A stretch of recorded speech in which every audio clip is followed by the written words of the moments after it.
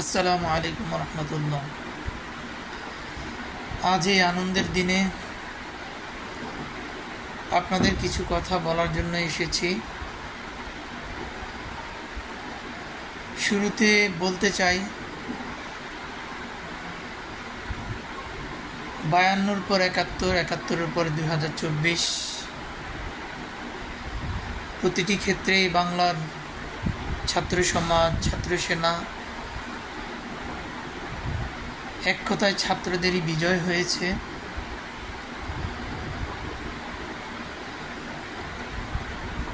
আজ 5ই আগস্ট 2024, আজকের এই দিনটি বাংলাদেশের মানচিত্র যতদিন থাকবে ততদিন স্মরণ করবে। আজকের এই দিনটি আমাদের ছাত্র সমাজের বিজয়ের দিন। আর এই বিজয়ের দিনে আপনাদের একটি কথা মনে করিয়ে দিতে চাই। সত্যি কথা বলতে কি, আমি কোনো রাজনৈতিক দলের অংশ নই, আমি কোনো রাজনৈতিক ব্যক্তিত্বও নই, আমি কোনো রাজনীতির সাথে সম্পৃক্তও নই।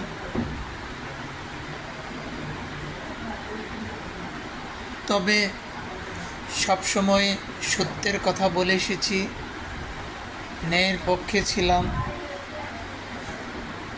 অন্যায়ের প্রতিবাদ করেছি। অন্যায়ের প্রতিবাদ করার জন্য যতটুকু হিম্মত সাহস প্রয়োজন ছিল ততটুকু দেখানোর চেষ্টা করেছি। অন্যায়ের বিরুদ্ধে প্রতিবারই কথা বলার চেষ্টা করেছি।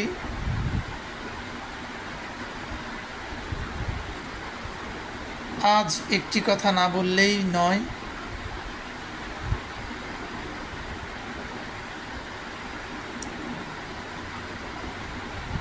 যিনি আজ পদত্যাগ করেছেন,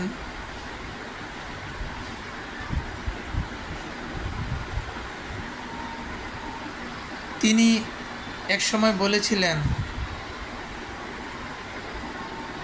রাজাকাররা এদেশ ছেড়ে পালিয়ে গিয়েছে। আর কিছুদিন আগে তিনি আমাদের মতো ছাত্র সমাজকে বলেছেন, আমাদের ছাত্র সমাজ নাকি রাজাকার।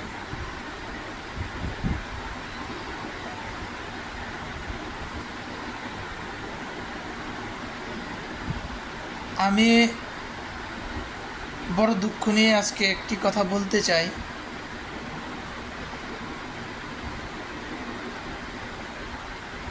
মুক্তিযোদ্ধার সন্তান, মুক্তিযুদ্ধ পরিবারের সদস্যরাই এই দেশে থাকার কথা ছিল। রাজাকাররাই তো এই দেশ থেকে পালিয়ে যাওয়ার কথা ছিল। তবে আজ 5ই আগস্ট 2024 সালে যিনি এ দেশ ছেড়ে পালিয়ে গিয়েছেন, তিনি কে? তিনি যদি মুক্তিযোদ্ধার সন্তান হয়ে থাকেন, তিনি মুক্তিযোদ্ধা হয়ে থাকেন, তাহলে তিনি কেন রাজাকারের মতো পালিয়ে গেলেন? আজ যাদেরকে আপনি রাজাকার বললেন, সেই রাজাকাররাই তো আজ মুক্তিযোদ্ধা হয়ে এই দেশের অরাজকতা, যে পরিস্থিতি সৃষ্টি হয়েছিল, সেই পরিস্থিতি আজ নিয়ন্ত্রণে নিয়েছে এই ছাত্র জনতা। আপনি যাদেরকে রাজাকার বললেন, তারাই আজ এই দেশের মুক্তিযোদ্ধা। আর আপনি যাদেরকে মুক্তিযোদ্ধা বলেছেন, মুক্তিযোদ্ধা পরিবারের সদস্য বলেছেন, তারা কোথায়? তারা আজ রাজাকারের বেশে, রাজাকারের মতো দেশ ছেড়ে পালিয়ে গেছে। এই কথাটা এই জন্যই বলছি, ইসলামিক একটা প্রবাদ আছে, সকালের রাজা তো বিকালের ফকির। আরে ভাই, একদিন তো আপনাকে আমাকে মরতেই হবে। তাহলে ওই বাহাদুরি দেখানোর কি প্রয়োজন? যেই বাহাদুরি দেখাতে গিয়ে নিজের শক্তিমত্তার পরিচয় দিতে গিয়ে নিজেকে ইঁদুর বিড়াল খেলার মতো পরিস্থিতিতে গিয়ে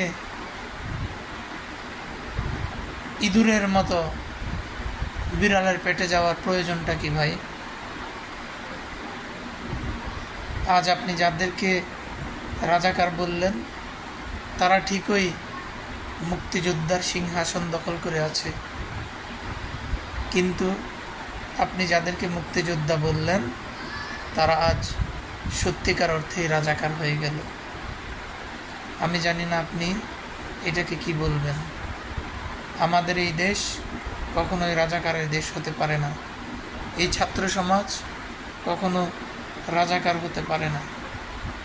আমি আবারও বলছি, আমি কোনো রাজনৈতিক ব্যক্তিত্ব নই, কোনো রাজনীতি নিয়ে আলোচনা করছি না, শুধুমাত্র সত্য নিয়ে কথা বলছি, সত্যের পক্ষে বলছি। এই ছাত্র সমাজকে দমিয়ে রাখা সম্ভব নয়। ভবিষ্যতেও যেই ক্ষমতায় আসেন না কেন, ছাত্র সমাজের কথা মাথায় রেখেই ক্ষমতা পরিচালনা করবেন। ধন্যবাদ।